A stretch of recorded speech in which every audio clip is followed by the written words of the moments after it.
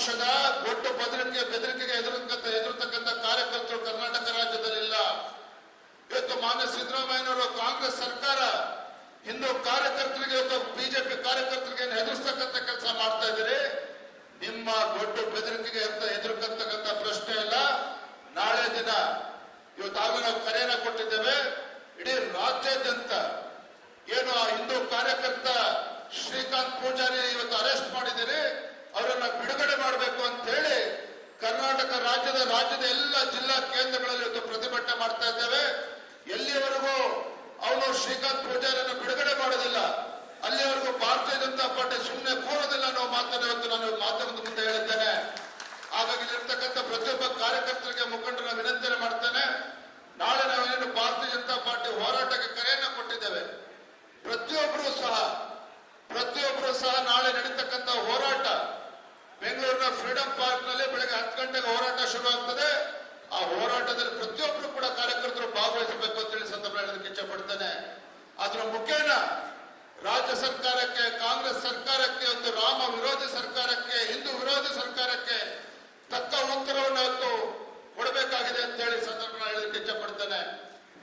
ಆತ್ಮೀಯ ಕಾರ್ಯಕರ್ತ ಬಂಧುಗಳೇ, ಲೋಕಸಭಾ ಚುನಾವಣೆ ಹತ್ರ ಬರ್ತಾ ಇದೆ. ಕಾಂಗ್ರೆಸ್ ಸರ್ಕಾರ 136 ಸೀಟ್ಗಳನ್ನ ಗೆದ್ದು ಯಾವುದೋ ಒಂದು ಭ್ರಮಣೆಯಲ್ಲಿ ಇವತ್ತಿದ್ದಾರೆ. ಇವತ್ತು ಒಂದು ಕಡೆ ಗ್ಯಾರಂಟಿ ಕಾರ್ಡ್ಗಳ ಬಗ್ಗೆ ಮಾತನಾಡ್ತಾ ಇದ್ದಾರೆ. ಮೊನ್ನೆ ನಡೆದಂತ ಪಂಚ ರಾಜ್ಯಗಳ ಚುನಾವಣೆಯಲ್ಲಿ ಕಾಂಗ್ರೆಸ್ ಪಕ್ಷದ ಗ್ಯಾರಂಟಿಗಿಂತ ನರೇಂದ್ರ ಮೋದಿಜಿ ಗ್ಯಾರಂಟಿ ಬಗ್ಗೆ ವಿಶ್ವಾಸ ಇದೆ ಅಂತ ಹೇಳಿ ಮಧ್ಯಪ್ರದೇಶ, ರಾಜಸ್ಥಾನ, ಛತ್ತೀಸ್ಗಢ 3 ರಾಜ್ಯಗಳಲ್ಲಿ ಭಾರತೀಯ ಜನತಾ ಪಾರ್ಟಿ ಪ್ರಚಂಡ ಬಹುಮತದಿಂದ ರಾಜ್ಯದಲ್ಲಿ ಅಧಿಕಾರಕ್ಕೆ ಬಂದಿದೆ. ಆದರೆ ಕರ್ನಾಟಕ ರಾಜ್ಯದಲ್ಲಿ ಈ ಕಾಂಗ್ರೆಸ್ ಸರ್ಕಾರಕ್ಕೆ ತಕ್ಕ ಉತ್ತರ ನೀಡಬೇಕು. ರಾಜ್ಯದಲ್ಲಿರ್ತಕ್ಕಂಥ ಪ್ರಜ್ಞಾವಂತ ಮತದಾರರು ತಯಾರಿದ್ದಾರೆ. ಮುಂದಿನ ಲೋಕಸಭಾ ಚುನಾವಣೆಯಲ್ಲಿ ರಾಜ್ಯದ 28ಕ್ಕೆ 28 ಲೋಕಸಭಾ ಕ್ಷೇತ್ರಗಳನ್ನ ನಾವು ಗೆಲ್ಲಬೇಕಾಗಿದೆ. ಅದರ ಮೂಲಕ ಕಾಂಗ್ರೆಸ್ ಪಕ್ಷಕ್ಕೆ ತಕ್ಕ ಉತ್ತರ ನೀಡಬೇಕಾಗಿದೆ. ಅಷ್ಟೇ ಅಲ್ಲ, ಇವತ್ತು ಬಿಬಿಎಂಪಿ ಚುನಾವಣೆಗಳು, ಜಿಲ್ಲಾ ಪಂಚಾಯತ್ ಚುನಾವಣೆಗಳು, ವಿಧಾನ ಪರಿಷತ್ ಚುನಾವಣೆಗಳು ಇವೆಲ್ಲವೂ ಕೂಡ ಮುಂದಿನ ಮೇ ಜೂನ್ ನಲ್ಲಿ ಬರ್ತಾ ಇದೆ. ನಾನು ಇವತ್ತು ವೇದಿಕೆ ಮೇಲೆ ಇರ್ತಕ್ಕಂಥ ನಮ್ಮ ಪಕ್ಷದ ಎಲ್ಲ ಹಿರಿಯರಿಗೆ ನಾನು ಒಂದು ಮಾತನ್ನ ಹೇಳೋದಕ್ಕೆ ಇಚ್ಛೆ ಪಡ್ತೇನೆ.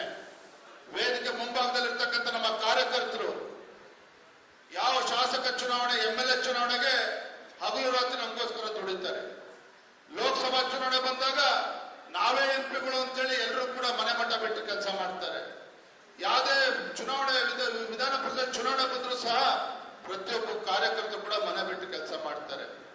ಆದ್ರೆ ನಮ್ಮ ಕಾರ್ಯಕರ್ತರ ಚುನಾವಣೆ, ಬಿಬಿಎಂಪಿ ಚುನಾವಣೆ ಇರ್ಬೋದು, ಜಿಲ್ಲಾ ಪಂಚಾಯತ್ ಚುನಾವಣೆ ಇರ್ಬೋದು, ನಮ್ಮ ಕಾರ್ಯಕರ್ತರ ಚುನಾವಣೆಗೂ ಕೂಡ ನಾವೆಲ್ಲರೂ ಕೂಡ ಒಗ್ಗಟ್ಟಾಗಿ ಒಂದಾಗಿ ಕಾರ್ಯಕರ್ತರಿಗೆ ಶಕ್ತಿ ಕೊಡ್ತಕ್ಕಂಥ ಕೆಲಸ ವೇದಿಕೆ ಮೇಲಿರ್ತಕ್ಕಂಥ ಎಲ್ಲ ಮುಖಂಡರು ಒಗ್ಗಟ್ಟಾಗಿ ಮಾಡಬೇಕಾಗಿದೆ.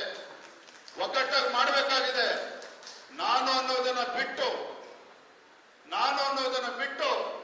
ನಾವು ಅಂತೇಳಿ ವೇದಿಕೆ ಮೇಲೆ ಇರ್ತಕ್ಕಂಥ ಎಲ್ಲ ಮುಖಂಡರು ಒಗ್ಗಟ್ಟಾಗಿ ಮುಂದೋದಾಗ ಮಾತ್ರ ಇವತ್ತು ಬೆಂಗಳೂರು ಮಹಾನಗರದಲ್ಲಿ ಇರ್ಬೋದು, ಕರ್ನಾಟಕ ರಾಜ್ಯದಲ್ಲಿ ಮತ್ತೊಮ್ಮೆ ಮುಂದಿನ ವಿಧಾನಸಭಾ ಚುನಾವಣೆ ಯಾವಾಗ ಬರುತ್ತೋ ಗೊತ್ತಿಲ್ಲ.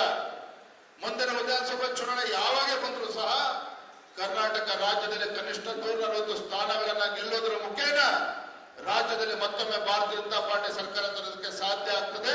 ಆ ಕಾರಣಕ್ಕೋಸ್ಕರ ನೀವೆಲ್ಲರೂ ಸಹ ಒಗ್ಗಟ್ಟಾಗಿ ಒಂದಾಗಿ ಇವತ್ತು ಪಕ್ಷಕ್ಕೆ ಬಲ ತುಂಬತಕ್ಕಂಥ ಕೆಲಸ ನಾವು ಸೇರಿ ಮಾಡಬೇಕಾಗಿದೆ ಅನ್ನೋ ಮಾತನ್ನ ಸಂದರ್ಭದಲ್ಲಿ ಹೇಳ್ತಾ ತುಂಬಾ ಸಂತೋಷ ಆಗಿದೆ. ಇವತ್ತು ಬೆಂಗಳೂರು ಉತ್ತರ ಜಿಲ್ಲೆ ಅಧ್ಯಕ್ಷ ಇರ್ತಕ್ಕಂಥ ನಾರಾಯಣ ಅವರ ನೇತೃತ್ವದಲ್ಲಿ ಕಳೆದ 4 ವರ್ಷಗಳಿಂದ ನಿರಂತರವಾಗಿ ಎಲ್ಲ ಪಕ್ಷದ ಒಂದು ಶಕ್ತಿ ತುಂಬತಕ್ಕಂಥ ಕೆಲಸ ಮಾಡ್ಕೊಂಡು ಬಂದಿದ್ದಾರೆ.